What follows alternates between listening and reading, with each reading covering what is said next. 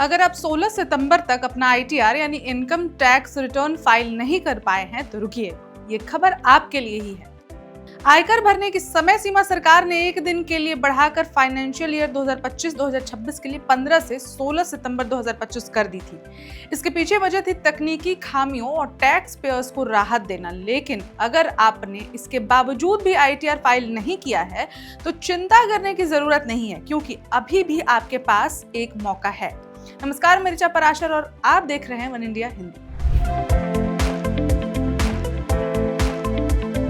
ITR दाखिल करने के विकल्प तो हैं आपके पास, लेकिन पहले इतना सिंपल नहीं है, क्योंकि अगर टैक्स पेयर्स ने समय सीमा के भीतर आईटीआर दाखिल नहीं किया है तो वे लेट फीस के साथ 31 दिसंबर 2025 तक इसे फाइल कर सकते हैं। आयकर विभाग नियमों के तहत अतिरिक्त समय देता है, लेकिन इसके लिए पेनल्टी लगाई जाती है। मतलब लेट फीस के साथ फाइल करने का एक विकल्प और एकमात्र विकल्प भी आपके पास यही है।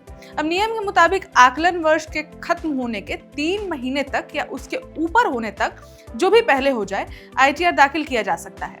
इस साल इसकी अंतिम तिथि 31 दिसंबर 2025 की है।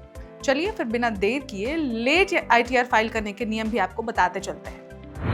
इनकम टैक्स एक्ट की धारा 234F के तहत अगर किसी की सालाना आय 5 लाख रुपए से अधिक है तो उसे लेट रिटर्न यानी कि बिलेटेड रिटर्न पर अधिकतम 5,000 रुपए तक पेनल्टी देना होता है।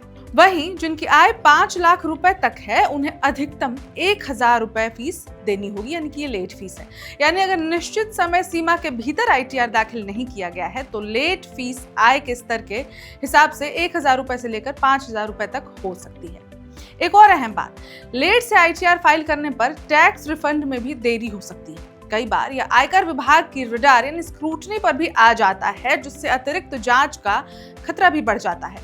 एक और चीज ये ध्यान देने वाली है कि अगर आपका टैक्स बनता है और आपने इनकम टैक्स फाइल नहीं किया है तो फिर उन बकाये राशि के ऊपर आयकर एक्ट की धारा 234A के अंतर्गत 1% का ब्याज भी चुकाना होगा। Without fine income tax return यानी आईटीआर भरने की आखिरी तिथि 15 सितंबर थी, जिसे एक दिन बाद में एक्सटेंड करके 16 सितंबर कर दिया गया। लेकिन बहुत से लोग अभी तक आईटीआर नहीं भर पाए हैं, इसका उन्हें खामियाजा भी उठाना पड़ सकता है।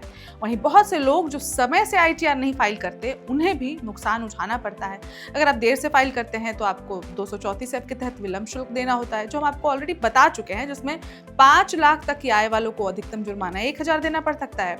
वहीं 5,000 से अधिक आय वालों को अधिकतम 5,000 का जुर्माना देना पड़ सकता है। ये भी याद रहे कि ये जुर्माना आपके द्वारा दे किसी भी टैक्स के अतिरिक्त है, यानी कि एक्स्ट्रा होगा। ये जो भी जुर्माना होगा टैक्स के ऊपर का है। अब इस खबर में तो इतना ही, लेकिन फटाफट आईटीआर की जो फाइलिंग है निपटा लीजिए बिना देर किए। अब इससे ज्यादा देर ना ही कीजिए तो बेहतर है। और देश दुनिया की बाकी खबरों के लिए देखते रहिए वन इंडिया हिंदी। नमस्कार।